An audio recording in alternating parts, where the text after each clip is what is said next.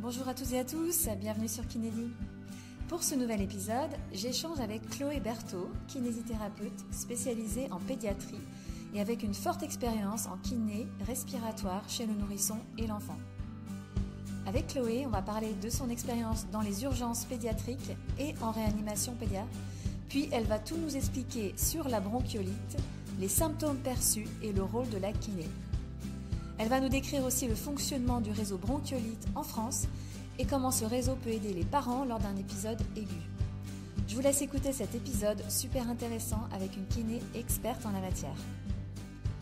J'en profite pour vous demander, si ce n'est pas déjà fait, de laisser 5 petites étoiles, un avis positif sur votre plateforme d'écoute et surtout n'hésitez pas à partager le podcast ou cet épisode à vos collègues, amis, famille.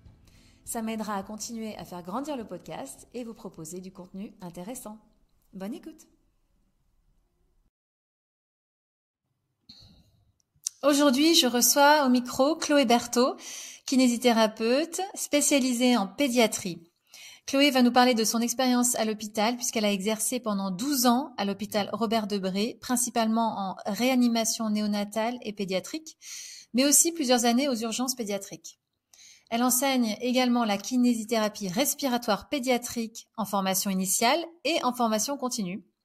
En parallèle, elle est membre du conseil d'administration du réseau bronchiolite d'Île-de-France depuis une dizaine d'années et elle est en cours de changement professionnel car elle quitte l'hôpital pour le monde du libéral. Salut Chloé! Salut Gabrielle. Tu vas bien? Très bien, je te remercie de me recevoir sur ce podcast. Je suis ravie de pouvoir parler avec toi de la kinésithérapie pédiatrique et particulièrement de la part respiratoire en pédiatrie. Tout à fait, oui, moi aussi, je te remercie beaucoup d'avoir pris le temps d'enregistrer ce podcast avec moi. Alors déjà, ma première question, c'est est-ce que tu veux nous expliquer ce qui t'a amené à travailler dans le champ de la kinépédia? C'est la pédiatrie, c'est un domaine qui m'a particulièrement intéressée dès le début des études de kinésithérapie, que ce soit les cours que j'ai reçus en enseignement théorique à l'école de kinésithérapie, puis par la suite, lors de mon parcours de stage, j'ai exercé une grosse partie des stages dans les champs de pédiatrie, que ce soit en orthopédie pédiatrique, en neurologie ou aussi dans le domaine respiratoire pédiatrique et notamment mon tout dernier stage juste avant le diplôme que j'avais effectué à l'hôpital Robert Debré où j'ai rencontré des gens passionnés et passionnants qui m'ont transmis l'amour de la kinésithérapie pédiatrique et notamment l'intérêt que je pouvais porter dans le domaine du champ respiratoire. Donc depuis, t'as plus quitté ça.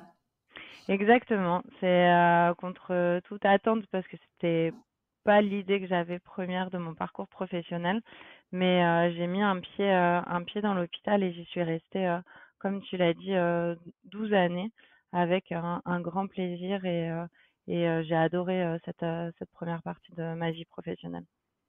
Génial. Et alors pourquoi tu quittes l'hôpital pour travailler en libéral maintenant?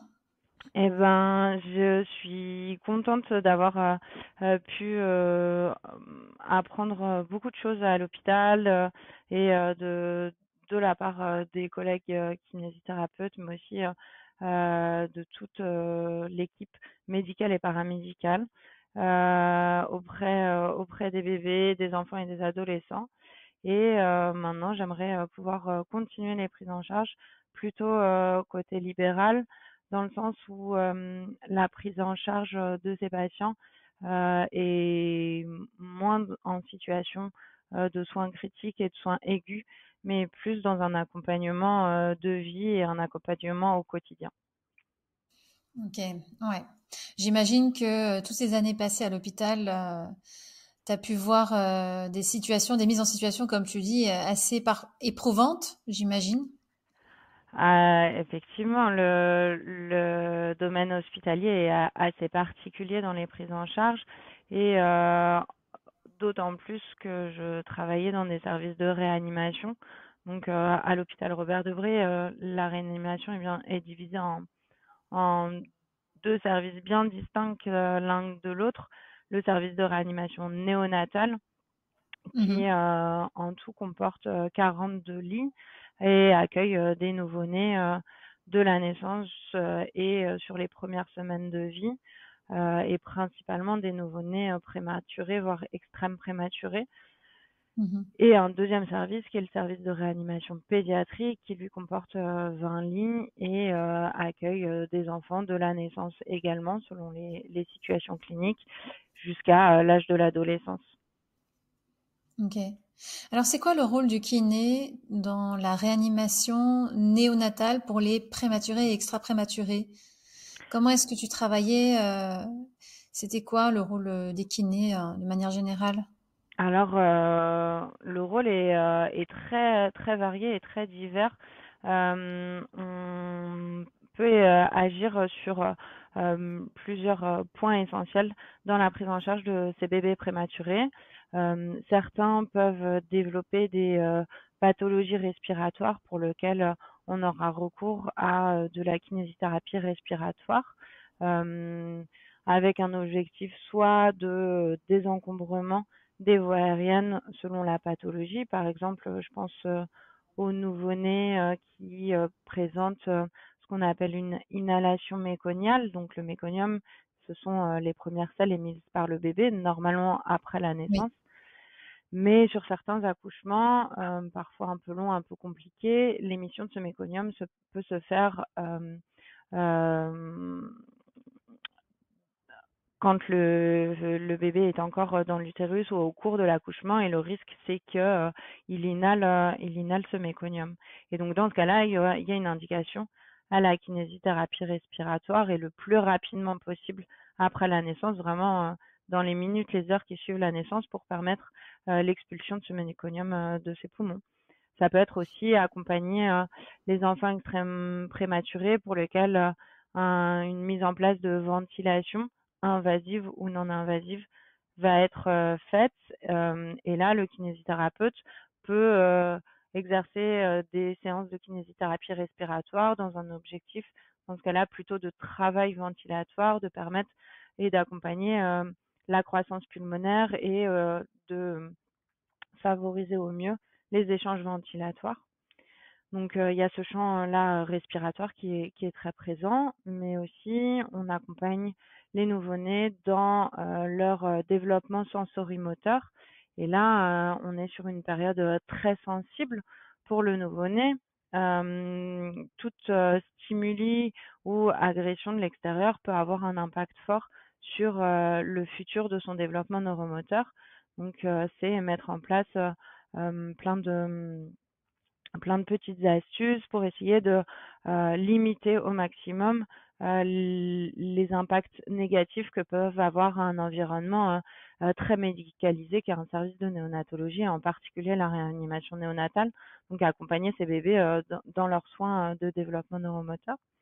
Mhm. Hem Certains de ces bébés peuvent aussi présenter des troubles orthopédiques, des malpositions et des malformations, des pieds ou, des membres supérieurs également pour lesquels on pourra, mettre en place, des mobilisations, la pose de contention souple, voire, la fabrication, d'orthèses. Hem et le dernier champ dans lequel, le kinésithérapeute, a un grand rôle en néonatologie, c'est, l'accompagnement, de la prise en charge de, l'oralité et de toute la sphère, orale de ces nouveau-nés, qui, Mhm. n'ont pas encore forcément, bien intégré leurs réflexes de succion et qui peuvent avoir été, mis à mal par, l'impact des stimuli négatifs de la ventilation, d'une sonde gastrique pour pouvoir les alimenter, de façon artificielle et là, le kinésithérapeute a, une grande place dans, la part de prévention des risques, d'installation d'un trouble de la sphère orale ou alors dans l'action de rééducation quand un trouble est déjà présent. Ok. Mais c'est intéressant tout ça. Est-ce qu'il y avait une grande équipe de kinés là où tu travaillais à l'hôpital? Oui, effectivement, c'est une équipe, qui est, composée d'une quinzaine de personnes, avec chaque personne était plutôt affectée à un ou deux services en particulier et, et une possibilité aussi d'aller un petit peu dans tous les services pour remplacer les absences des uns et des autres. Donc, c'est, on était amenés à tous euh, prendre en charge les enfants des différents services, Mhm. sachant que cet hôpital a des spécificités bien particulières comme chaque hôpital pédiatrique de la région parisienne. Oui.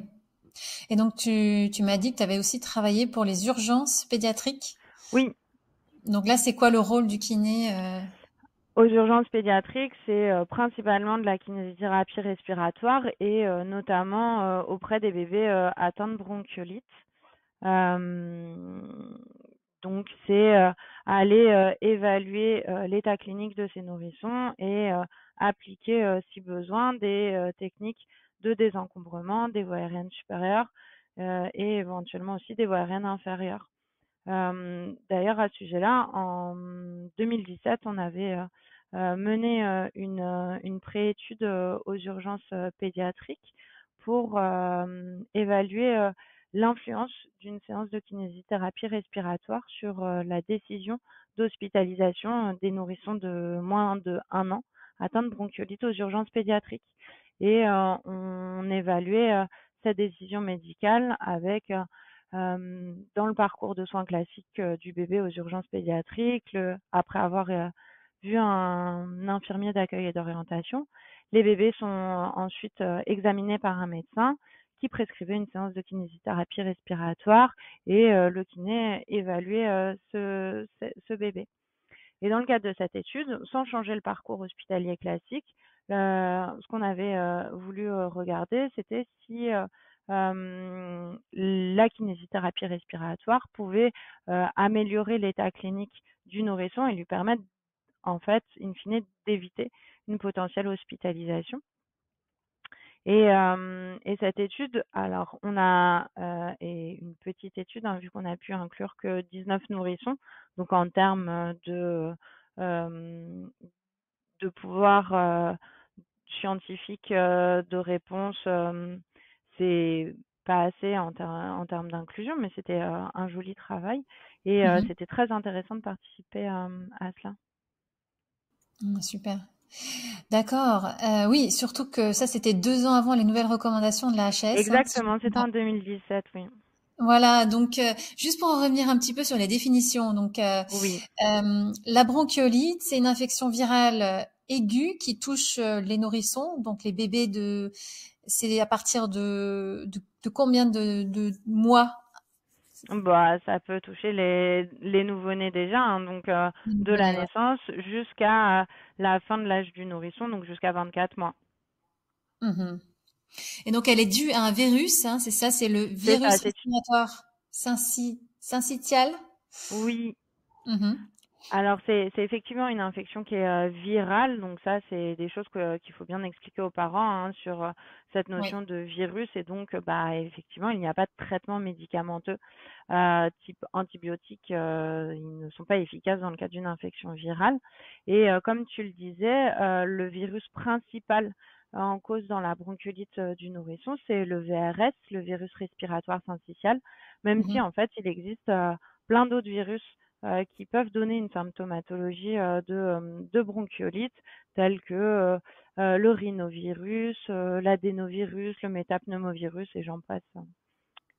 Hmm. Et donc, qu'est-ce qui fait qu'elle peut parfois être dangereuse, cette bronchiolite? Est-ce que c'est parce que donc les bébés ils ont des petites bronches, c'est l'inflammation des petites bronches, hein, et comme ils ont du mal, bah, ils n'arrivent pas à se moucher, ils n'arrivent pas à souffler par le nez, c'est ça qui fait que ça peut devenir un peu dangereux? C'est tout ce que tu cites, effectivement. La particularité des nourrissons, c'est qu'ils ont des voies aériennes qui sont particulièrement étroites, donc particulièrement sensibles aux facteurs d'obstruction tels que l'inflammation ou la présence de sécrétions. D'autant Mhm. plus que le nourrisson a une respiration nasale exclusive jusqu'à l'âge de 3 4 mois environ. Donc, toute obstruction du nez et donc tout encombrement des voies aériennes supérieures, une simple rhinite, entre guillemets, va le mettre en difficulté respiratoire, augmenter énormément son travail respiratoire, en sachant que malheureusement, les nourrissons sont aussi des petits êtres qui ont des muscles respiratoires qui sont très peu endurants, donc rapidement fatigables. Hmm. Donc d'où cette impression de d'essoufflement, de problèmes de respiration qui il tire vers le haut, hein, c'est ça, il me semble. Effectivement, oui, c'est ce qu'on va observer et ce que les parents vont mettre en évidence assez rapidement, c'est d'une part l'augmentation de la fréquence respiratoire, donc le bébé va commencer à respirer de plus en plus vite pour essayer de continuer à permettre ces échanges gazeux. Et puis, ça va pas suffire, donc il va finir par mettre en jeu ses muscles respirateurs accessoires.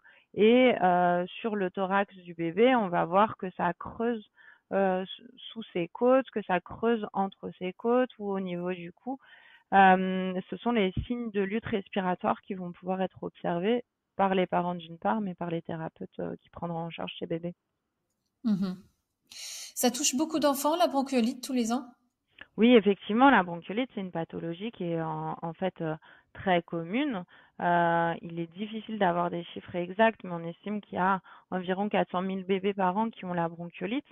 Après, les discours qu'il faut aussi tenir auprès des parents, c'est de rappeler que la plupart du temps, la bronchiolite est bénigne auprès de ces bébés et que, contrairement à ce qu'on peut voir à chaque début d'hiver dans les médias et les vidéos faites au sein des urgences ou des services d'hospitalisation pédiatrique, selon les études, seuls 3 voire 5% des bébés qui auront la bronchiolite seront hospitalisés. Donc finalement, il faut retenir que la prise en charge de la bronchiolite aiguë du nourrisson, c'est une prise en charge avant tout ambulatoire. Oui, oui, donc 3-5%, c'est quand même, on est C'est très loin. très faible. Voilà, ouais. Hmm. Ça survient donc surtout en hiver, pendant les périodes où il y a beaucoup de virus, hein. Oui, effectivement, la période épidémique phare est une période plutôt automno-hivernale. Le docteur Sauvan, le médecin du réseau Bronchiolite Île-de-France, aime bien rappeler que en région parisienne, l'activité de la bronchiolite va du Beaujolais nouveau à la galette des rois. C'est bien comme C'est des dates qu'on retient hyper. facilement. Alors du coup, quand est-ce qu'il faut s'en inquiéter justement toi en tant que kiné, qu'est-ce que tu dis aux parents? C'est quoi le discours que tu donnes? Alors, le discours auprès des parents, je vais utiliser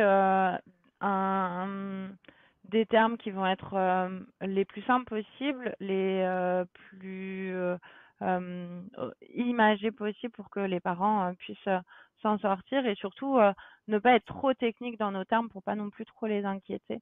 Donc, avant tout, ce qu'on leur dit, c'est de surveiller la fréquence respiratoire. Donc, si jamais il voit que le bébé commence à respirer plus vite, c'est un premier signe d'alerte de gêne au niveau de la respiration.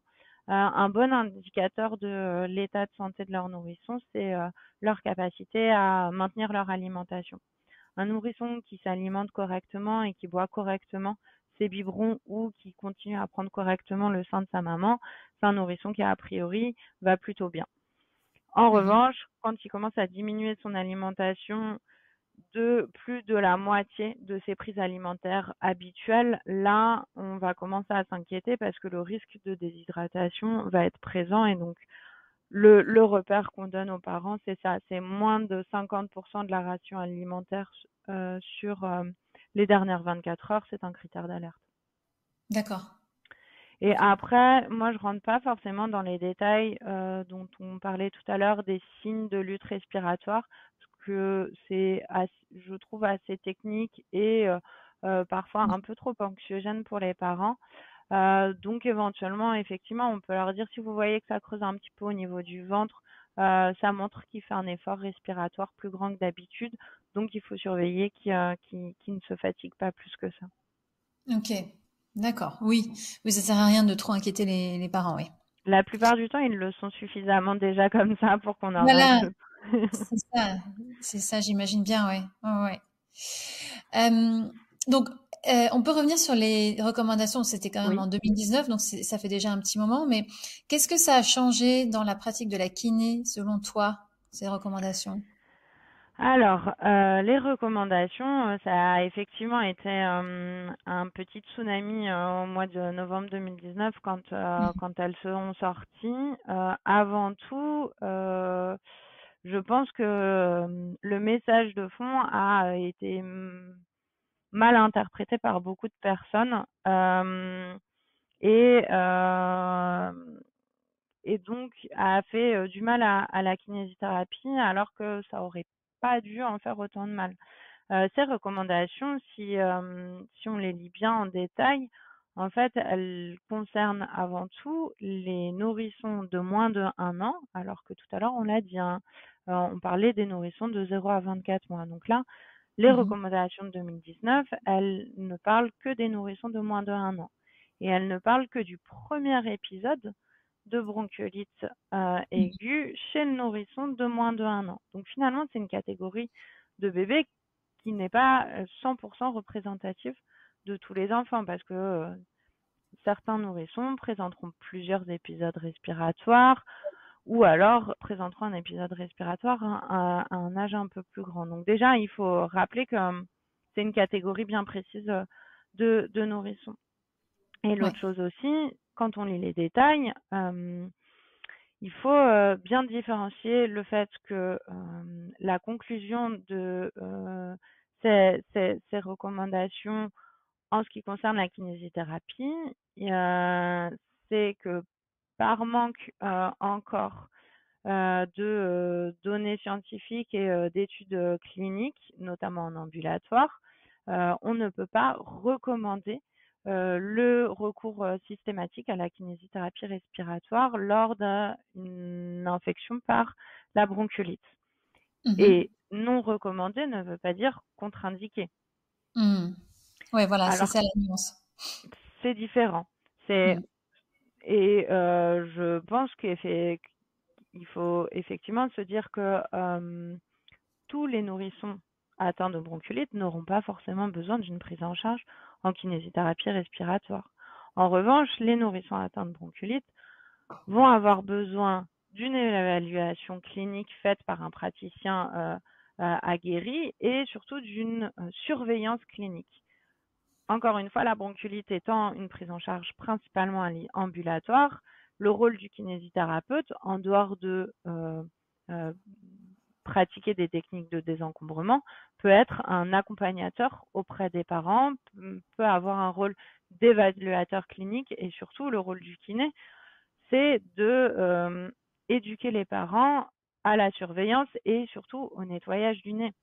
Voilà, c'est ça. Mhm. Ouais, ouais. Éducateur, comme tu dis, ouais.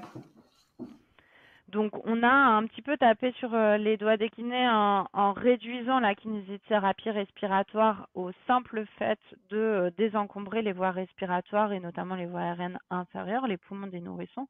Mais finalement, la prise en charge en kinésithérapie respiratoire pédiatrique a de multiples facettes, tant dans l'évaluation clinique que dans l'application de techniques de désencombrement des voies aériennes supérieures, mais aussi des voies aériennes inférieures, et dans l'accompagnement des parents et l'apprentissage des parents à pratiquer les techniques de désencombrement des voies aériennes supérieures. Et ça, finalement, quand on retrace le parcours des bébés, il y a un petit peu de message qui est donné à la maternité, mais soyons très honnêtes, les parents reçoivent tellement d'informations au moment de Mhm. la naissance de leur bébé qui retiennent pas tous les messages qui leur sont donnés et le nettoyage du nez, ça passe la plupart du temps à la trappe. Et quand le diagnostic de bronchiolite est fait, le médecin ne prend pas forcément le temps et rarement prend le temps d'expliquer comment nettoyer le nez. Et finalement, les parents se retrouvent seuls à la maison avec un bébé encombré au niveau du nez, ne sachant trop comment s'y prendre. Donc, il faut bien quelqu'un pour leur apprendre. Voilà, d'où l'importance du rôle d'éducateur du kiné. Exactement. Hmm. Est-ce qu'il y a des risques de récidive pour un bébé de moins de 1 an qui a une bronchiolite? C'est quoi? Est-ce que ça augmente au fur et à mesure que... Alors effectivement, il y a des risques de d'avoir plusieurs épisodes de bronchiolite et dans ce cas-là, ces bébés, ils vont présenter plutôt un tableau clinique qu'on dira d'asthme du nourrisson plus que de bronchiolite. Et ça, là-dessus, il y a les hôpitaux universitaires du Grand Ouest qui avaient édité des recommandations, donc avant celle de la HAS, hein. C'était, Mhm. si je me trompe pas, plutôt en 2016, pour différencier la prise en charge de la bronchiolite simple versus la prise en charge de l'asthme du nourrisson, sachant que ces 2 catégories de bébés vont avoir une symptomatologie qui va, être, assez souvent similaire sur le plan respiratoire, mais pour lequel la prise en charge et le traitement va différer un petit peu. Mhm. Notamment dans l'asthme du nourrisson, le recours au traitement médicamenteux inhalé aura toute sa place. Et là, de nouveau, le kinésithérapeute aura un rôle important d'éducation parentale à l'utilisation de ces traitements inhalés, parce qu'il va falloir utiliser des chambres d'inhalation pour pouvoir donner les corticostéroïdes inhalés ou les bronchodilatateurs inhalés. Et ça, à nouveau, c'est pas inné, hein. L'utilisation de la chambre d'inhalation, c'est un petit peu technique et Oui. il faut que quelqu'un prenne le temps de l'expliquer. Oui, donc ça, le kiné, il peut le faire. Exactement. Mhm. Est-ce que tu penses que ça a dissuadé certains parents, enfin, des parents en général, les dernières recommandations, d'aller chez le kiné justement quand leur bébé avait des signes de bronchiolite ou pas? Dans ma pratique personnelle, pas énormément et plutôt encore moins si il s'agit d'un deuxième ou d'un troisième enfant de la famille. Quand les parents ont eu un premier enfant et qu'ils ont déjà eu recours à une séance de kinésithérapie respiratoire, ces parents-là vont être plutôt à pousser auprès de leur médecin traitant pour avoir une prescription à nouveau de kinésithérapie respiratoire parce qu'ils ont vu les effets et les bienfaits sur leur bébé précédent et donc souhaitent poursuivre. Ok. Pour les primipares, euh, de mon expérience, ils étaient plutôt pas contre et pas opposés du tout, mais peut-être un petit peu plus questionnants et un petit peu plus inquiets parce qu'effectivement, bah, ils ont regardé les médias et ont entendu à la télévision, ont Mhm. entendu auprès de leur voisinage qu'il était peut-être pas forcément recommandé de consulter un kinésithérapeute, donc ont peut-être plus de questions. Mais dans l'ensemble, je trouve qu'auprès des parents, euh, l'impact n'a pas été si grand que ça. Mhm. La question se pose peut-être plus auprès des médecins prescripteurs qui, bah, pour certains, se sont dit je vais suivre les recommandations et d'autres, avec leur passé clinique et leur expérience clinique, continuent à avoir un recours auprès des thérapeutes avec qui ils ont l'habitude de fonctionner. Et je pense que c'est pour ça aussi qu'il est très important d'essayer de maintenir un dialogue avec les médecins prescripteurs ou de le créer quand il n'existe pas et que ce qui pourrait manquer et notamment en pratique de ville peut-être plus qu'à l'hôpital, c'est ça, c'est ce lien entre les différents thérapeutes et la possibilité d'échanger et d'informer dans un sens comme dans l'autre et notamment pour les kinésithérapeutes, c'est à nous de défendre nos pratiques et tout simplement aller expliquer aux, aux médecins à quoi on sert, ce que l'on peut faire et comment on s'y prend.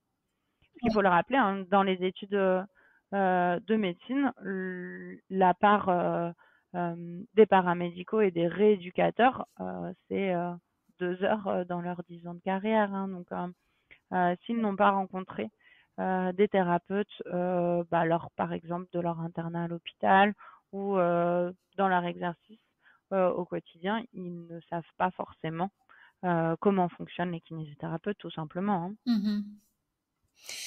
Donc, il faut une ordonnance du médecin hein, Oui, pour avoir de la oui, kiné. tout à Ouais. fait. Est-ce que toi, tu serais pour l'accès direct? Est-ce que les parents viennent directement chez le kiné ou pas? Dans le domaine de la kinésithérapie pédiatrique et notamment en kinésithérapie respiratoire pédiatrique, je pense qu'on n'est pas encore prêt en France à avoir l'accès direct. Mhm. Parce qu'il faut savoir que faire une séance de kinésithérapie respiratoire sans ordonnance, bah, dans ce cas-là, il faut être en capacité de faire un examen clinique correct, complet, un diagnostic différentiel, parce que un bébé qui présente une Ouais. détresse respiratoire, est-ce que l'origine elle est respiratoire ou est-ce que l'origine elle est cardiaque? Et faire Mhm. correctement une évaluation cardiaque chez un nourrisson, je ne suis pas certaine que tous les thérapeutes et tous les kinés soient correctement formés à ça. Donc, je suis pas enfin forcément personnellement très en faveur de l'accès direct dans le domaine de dans le domaine respiratoire pédiatrique. Je pense que il est bien que ce bébé soit évalué médicalement avant de venir en séance de kinésithérapie. Ok. Oui, quand tu dis pas encore prêt, c'est-à-dire pas assez Oui, formé. Ouais. Mhm. Pour tout ce qui est examen clinique et diagnostic oui, différentiel. On est d'accord. Mhm. Toi, quand tu as donc là, tu travailles en libéral, hein, dans le 92, c'est exactement. ça? C'est tout récent. Ça fait, j'ai commencé là au début de l'année 2024. Ok. Alors, c'est quoi ta première impression du libéral après avoir travaillé autant d'années dans le dans le cadre hospitalier? Eh bien, c'est un grand changement, hein, ça je le reconnais volontiers. Euh, mais c'est un changement qui est très intéressant. Euh, la prise en charge des patients diffère bah, sur le plan technique, pas énormément, mais ce qui va différer, c'est Mhm. l'environnement.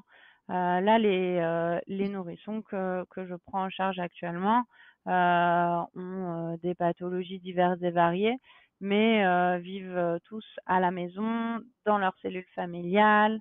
Et donc, les parents viennent en séance euh, beaucoup plus sereins et plus détendus que ce que j'ai pu rencontrer quand je travaillais à l'hôpital. Donc là-dessus, effectivement, c'est un très grand changement au niveau du relationnel qu'on peut avoir Mhm. avec le patient et ses parents. Parce que Hmm. c'est ça aussi qui est très enrichissant en pédiatrie, c'est que on prend en charge Ouais. l'enfant, le nourrisson, mais aussi sa famille. Et donc finalement, c'est Oui. vraiment une triade de prise en charge entre le kinésithérapeute, l'enfant et ses parents. C'est intéressant, ouais. Donc, les parents en général sont plus détendus que ceux que tu as pu voir à l'hôpital. Oui, oui, oui. Hmm. Et alors, quand il y a un épisode de bronchiolite, tu vois l'enfant combien de fois en tout? On avait des données, notamment auprès des réseaux pédiatriques bronchiolites de France, hein, parce qu'il en existe partout en France. Et moi, je fais partie de celui de l'Île-de-France. Mhm. Euh, En moyenne, il est estimé que 3 à 5 séances de kinésithérapie respiratoire suffisent dans l'accompagnement d'une bronchiolite. Globalement, il faut retenir que la kinésithérapie respiratoire dans le cas d'une bronchiolite, c'est un traitement symptomatologique. On ne va pas Mhm. guérir la bronchiolite. Ça, on est d'accord là-dessus. En revanche, la kinésithérapie respiratoire peut permettre de favoriser le désencombrement des voies aériennes dans l'objectif de favoriser et d'améliorer le confort du nourrisson et de lui permettre de maintenir une alimentation correcte, de maintenir un sommeil euh, correct et donc de lui permettre d'avoir le moins possible une altération de son état général. Donc c'est vraiment symptomatologique. Mhm. Classiquement, la bronchiolite, ça dure une semaine, 10 jours. Donc, le kiné va accompagner le bébé dans cette période-là s'il présente, comme je le disais juste avant, des troubles dans sa vie quotidienne et notamment des difficultés alimentaires. Mhm.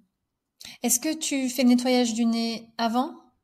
Oui, toujours. Et ça, c'est vraiment un point Mhm. essentiel, particulièrement chez le nourrisson de moins de 3 à 4 mois, parce que lui, il a une respiration nasale exclusive. Son anatomie fait qu'il n'est pas en capacité de respirer par le nez, même quand son nez est bouché. Son seul moyen de réussir à respirer par la bouche quand son nez est bouché, c'est de pleurer. Forcément, ça va être fatigant, donc il va pas le faire très longtemps. Donc c'est essentiel de bien libérer les voies aériennes supérieures des nourrissons et particulièrement les tout petits pour favoriser la ventilation nasale. Donc chez tous les nourrissons, toujours commencer par l'évaluation du nez avant d'aller évaluer les poumons. Tu vois, je savais pas que son seul moyen de respirer par la bouche, c'est de pleurer. C'est pour ça Bah que oui, en fait, ça explique pas on mal peut de choses. Mais oui, on peut rentrer dans des détails un peu techniques d'anatomie, mais effectivement, c'est pour faire un très résumé, le nourrisson, il a un larynx qui est plus ascensionné, il a une langue qui est beaucoup plus volumineuse à l'intérieur de sa bouche et il a surtout un voile du palais qui est beaucoup plus long et moins concave que l'adulte, donc en contact avec l'épiglotte et donc impossible de laisser passer l'air dans la cavité buccale, sauf si on contracte le voile du palais et donc on pleure. Mais voilà, ça explique pourquoi un petit bébé qui a, entre guillemets, simplement un nez bouché est très inconfortable, n'arrive plus à s'alimenter correctement et tout simplement, en lui désencombrant le nez, on améliore grandement sa vie. Eh oui, alors déjà que c'est inconfortable en tant qu'adulte, alors j'imagine Oui. avec l'anatomie du nouveau-né, comme ça doit être inconfortable pour eux. Ouais, en effet. C'est intéressant, tu vois, tout ça. Ah bah, c'est bien pour ça qu'en kinésithérapie, on a tous nos spécificités et Oui, que je pense pas qu'on puisse être ultra calé dans tous les champs cliniques qui sont quand même très variés en kinésithérapie. Donc c'est en ça où c'est intéressant qu'il y ait des gens plus spécifiés que d'autres dans certains domaines. oui, complètement. D'ailleurs, toi, tu avais fait une formation précise. Est-ce que tu as une formation à nous recommander en technique de désencombrement pour la bronchiolite? Alors oui, moi effectivement j'ai eu la chance d'être formée auprès de mes collègues à l'hôpital et notamment par ma collègue en réanimation pédiatrique, Isabelle Meignet, qui a été la personne qui m'a beaucoup formée. À l'époque où j'y étais, à l'hôpital Robert Debré aussi, il y avait Didier Evenou, qui est le président du réseau bronchiolite, qui était cadre supérieur là-bas. Donc j'ai été bercée dans cette bulle de thérapeutes en kinésithérapie respiratoire. Donc j'ai été déjà bien entourée et bien formée.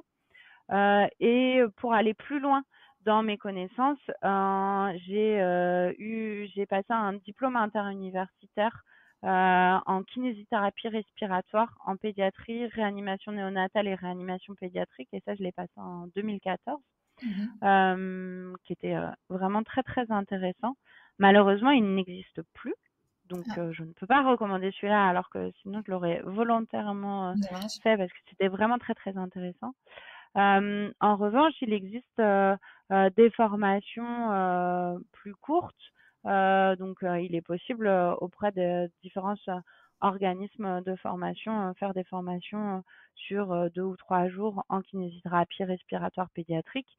Et ben, sans vouloir faire de publicité, parce que forcément, j'y suis formatrice, mais le réseau Bronchiolite Île-de-France propose des sessions de formation dans la prise en charge de la bronchiolite du nourrisson en ambulatoire, qui sont, je pense, euh, des bons moyens pour les kinésithérapeutes de soit développer des connaissances qu'ils n'ont pas, soit asseoir et revoir leurs connaissances théoriques et pratiques.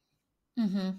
D'ailleurs, on peut parler un petit peu du réseau bronchiolite Oui. Île-de-France, enfin d'ailleurs plutôt même général au niveau national, parce que j'imagine que c'est partout en France. C'est plutôt donc ça cible plutôt les parents pour trouver un kiné qui va pouvoir faire un désencombrement pour leur enfant, ou c'est aussi pour mettre en relation les kinés qui sont spécialisés dans ce domaine? Eh bien, c'est ce que tu viens de dire, les deux. De... En fait, le fonctionnement du réseau Île-de-France, parce que, et comme tu l'as dit, dans toutes les régions de France, il existe des réseaux bronchiolites. Chacun a un fonctionnement qui peut être un petit peu différent les uns des autres, mais avec une trame de fond qui est l'accompagnement des nourrissons et de leurs parents lors des épisodes de bronchiolite aiguë. Là, en région parisienne, le réseau bronchiolite, il a plusieurs missions. D'une part, l'objectif, c'est d'assurer la continuité des soins lors des épisodes de bronchiolite. Donc pour Mhm. cela, on sollicite les kinésithérapeutes libéraux qui veulent bien adhérer au réseau et proposer le maintien de l'ouverture de leur cabinet les week-ends et les jours fériés pour assurer la continuité des soins auprès des bébés. Donc les parents ont un numéro de standard unique. Donc les affiches sont un peu partout dans Paris, dans les cabinets de médecins, dans les pharmacies, etc. Et via ce standard-là, ils peuvent être mis en contact avec les kinésithérapeutes les plus proches de chez eux qui seront disponibles le samedi, dimanche et le jour férié qui vont arriver. Donc si le bébé le vendredi a besoin d'une séance de kiné, les parents appellent le numéro du standard et on les met en relation avec des kinés pour pouvoir avoir, si besoin, des séances aussi encore le samedi et le dimanche. Les kinés qui adhèrent au réseau, eux, ont accès à une plateforme qui leur permet d'avoir une visibilité sur l'offre de soins qui est proposée par les différents kinésithérapeutes d'Île-de-France à chaque week-end. Donc, ça leur permet aussi de réadresser leurs patients si besoin. Donc, un kinésithérapeute peut, dans ce cas-là, le vendredi, vouloir que son patient ait encore une séance de kiné le samedi et mettre en contact son patient avec un autre thérapeute qui, lui, travaillera le week-end et pourra continuer les soins auprès des bébés. D'accord. Ah ouais, donc c'est bien fait tout ça. Sans vouloir faire de jeu de mots, ça désencombre aussi les hôpitaux, Mais les urgences. c'est effectivement l'objectif et c'est le message qu'on essaye de délivrer au maximum, c'est de Hmm. je comprends que la gêne respiratoire d'une nourrisson soit extrêmement anxiogène pour un parent et que on a besoin d'être rassuré et rapidement rassuré. Malheureusement, les urgences en règle générale et notamment les urgences pédiatriques sont surchargées et sont débordées et beaucoup des patients qui se présentent aux urgences en fait, ne nécessitent pas un recours à une urgence hospitalière, mais nécessitent une prise en charge médicale, voire paramédicale, sans forcément encombrer ces urgences. Donc, l'avantage de l'existence de ces réseaux, c'est que là, j'ai parlé de l'accessibilité aux kinésithérapeutes, mais le réseau Bronchiolite de France fonctionne avec SOS Médecins, donc il y a aussi un numéro pour être mis en contact avec les médecins. Donc, l'objectif, c'est de permettre une prise en charge ambulatoire et éviter effectivement le recours aux urgences hospitalières si ce n'est pas nécessaire. Hmm. Ouais.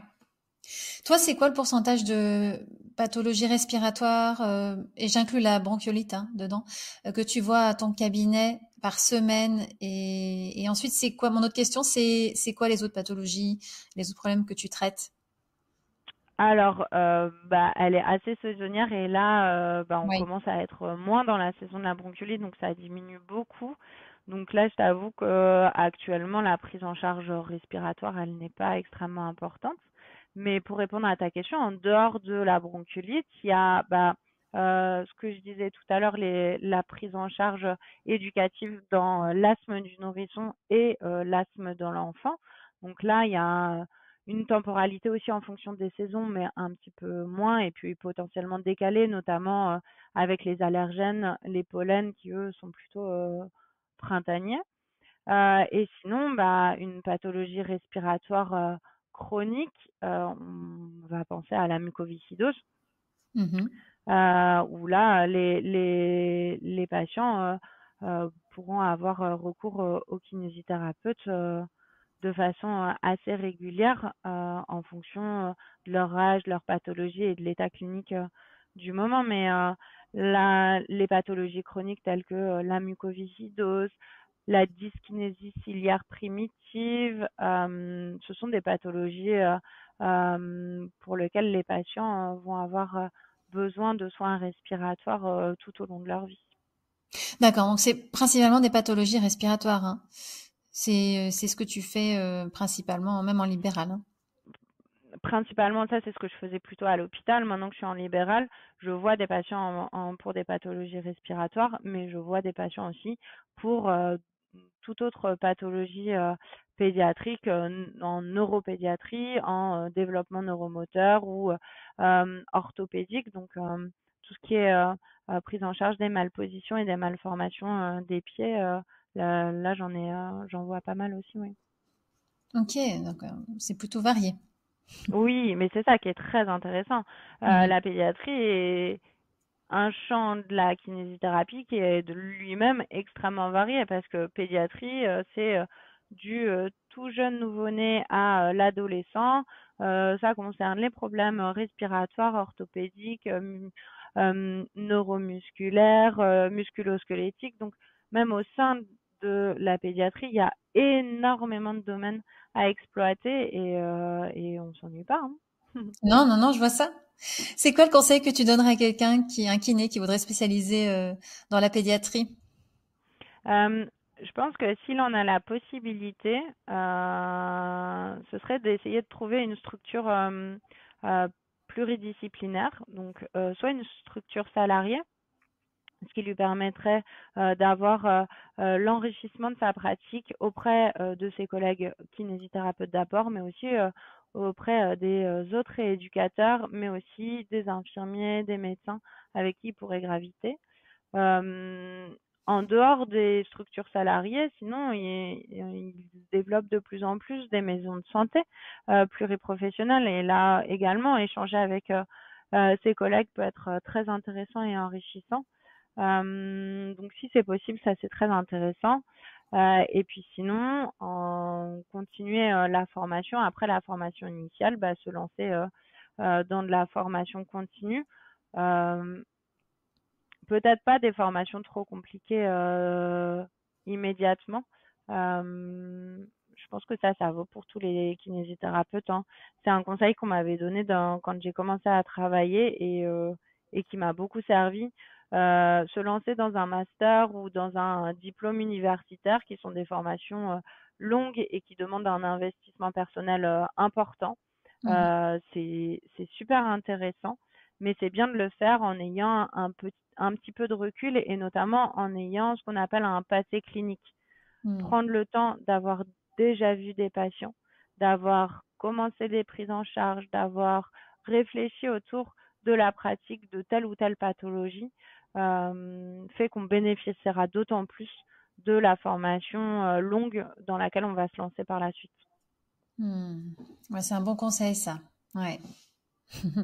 Dernière question, Chloé. Après, je te laisse. Qu'est-ce que tu aimerais voir évoluer dans la kiné pédia? Bah, j'aimerais bien qu'on reconnaisse l'expertise et la spécificité des prises en charge que l'on exerce auprès de ces patients, qu'on les valorise et qu'elles soient vraiment reconnues à leur juste valeur, euh, parce que on fait beaucoup de choses, c'est très intéressant ce qu'on fait auprès de nos patients, mais